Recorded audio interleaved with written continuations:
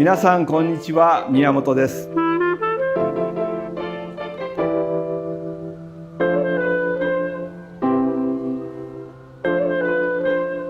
では次に行ってみましょうか。Although many are labeled with the moniker legend, few deserve it more than Shigeru Miyamoto. His influence on video games is perhaps more far-reaching than any other individual. And in the 45 plus years he's been at Nintendo, he's been responsible for creating many of the world's most loved games. To many, he is Nintendo. But on the eve of Tokyo Game Show, he's talking about the most un-Nintendo-like thing the company has ever created. You could say that we're sort of doing something that we are not supposed to do. If ex-president of Nintendo Hiroshi Yamauchi would hear this, I think he would tell us to stop immediately. Surprisingly, he is talking about the newly opened Nintendo Museum, a two-story interactive celebration of everything Nintendo, situated in Kyoto, Japan, where the company was founded. IGN visited the museum recently, and just like Nintendo, it's a place where fun is at the heart of everything. Miyamoto shares that they wanted to do something appropriate to its identity. Nintendo always has a certain way of doing things. Previously, the company always shied away from talking about its past. With the gaming landscape constantly changing though, it decided now was the time to celebrate all of its achievements, but only if it felt authentically Nintendo. Nintendo is a company that connects with its consumers through products. We do not promote the company itself, only the products. We might be talking about how old Mario has turned, but we don't talk about how many units a certain game has sold. That's what Nintendo has traditionally been doing. But the environment has changed, and we started to revisit that thought. That's not to say the Nintendo Museum is a mecca that only celebrates Nintendo's commercial success. In fact, it's nothing like that. But from the decades of history on display, it's clear to see that the one thing that really matters to Nintendo are the games. やったーリダッシュです。やりました。I feel that the only way to connect and communicate with the consumer is through the product, shares Miyamoto. It's a position that echoes the thoughts of the ex-Nintendo president, Hiroshi Yamauchi, who ran the company for over 50 years and was responsible for turning it into the global entertainment success it is today. Yamauchi used to say that a lot of companies put a lot of effort and resources into sales to make sure that the product is advertised well so that it reaches greater sales. However, Yamauchi's own philosophy was the opposite. He believed that if you need to over-advertise something to sell, not selling it at all is better. A museum that showcases the story of the company behind the games and consoles is almost antithetical to the philosophy of show not tell. So it's no wonder Miyamoto thinks his old boss might not be in favor of the project if he was still alive today. But since its founding in 1889, Nintendo's century-old history has begun to pile up. Perhaps sensing its own age, the idea came to turn an old Nintendo factory into its first ever museum. Nintendo has a lot of material that we have accumulated over the years. Some of that is deteriorating, and some of it has been thrown away. Over the years, we started to realize the importance of preserving these materials.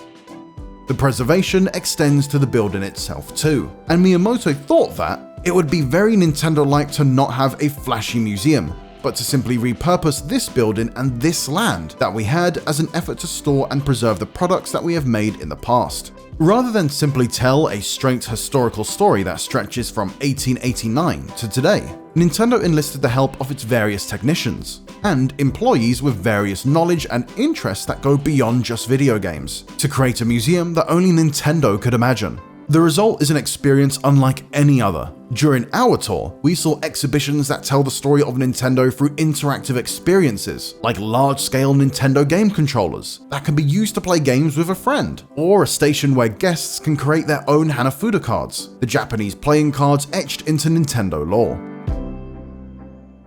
It has more in common with a theme park than a traditional museum. And just as interactivity is central to Nintendo's history as an entertainment company, it's also central to the Nintendo Museum. I had never created a museum, so it was quite a different experience for me. But from the midway point, we were constantly making iterations and fixes, which felt very similar to making video games. One of the takeaways we had following our visit to the museum is that, ironically, there's very little history in this celebration of the past. While the interactive exhibits highlight Nintendo's ability to inject fun and gameplay into anything, from amusement parks and movies to Lego toys, there were too few exhibits that peeled back the curtain on how Nintendo created some of our favorite games or consoles. Miyamoto says this is partly by design, but also something that will change in the future. Every year, we have about 100 or 200 new employees that join our company, and I have a talk of over 2 hours with them to explain what kind of company we are. However, after 20 years, I don't really look forward to doing that same talk again next year anymore. The museum, therefore, is meant to give employees and visitors a version of Miyamoto's talk, designed to be accessible by everyone, explaining if we were going to tell our employees what kind of company Nintendo is, we thought it might be good to share that with the public as well. Like Nintendo itself, the museum is something that will evolve over time. What it looks like next year might be very different from what it is today. We are currently in the process of planning next steps in what to include for the future. Initially, the museum was based on the fact that we were only going to exhibit products, but when I put myself in the customer's perspective, I do want to see at least a little bit of stuff from behind the curtains. Miyamoto points out that the Nintendo Museum currently has prototypes for controllers and consoles that have never been seen before, nor can they be seen anywhere else. There are also plans to exhibit artworks and rarities from its games, and Miyamoto suggests that, after making 10 movies or so, maybe Nintendo could even add a movie theater to the museum. Nintendo currently has no plans to set up other museums around the world, so if you want to experience the most un-Nintendo-like creation the company has ever made, you'll need to visit the Nintendo Museum in Kyoto. そしてこの度、長年任天堂製品に関わってきたこの場所をミュージアムとして再生しました。 When asked if he has a particular favorite exhibit, Miyamoto says it's the section dedicated to the Nintendo Wii, the company's 2006 motion control-based console. The Wii is special to me. At the time, I and former Nintendo president Satoru Iwata felt that games were becoming something specifically for gamers, and we wanted to change that by creating something that could be experienced by anybody. That was the driving force behind the Wii. And it was something that we were kind of able to actually accomplish. Looking at the photos of families playing together, it makes me happy to think that the population of people that play games increased because of the Wii. さまざまな娯楽を作ってきました。時代によって作り出した製品は異なりますが、家族みんなで楽しんでいただきたいという思いは今も昔も変わりません。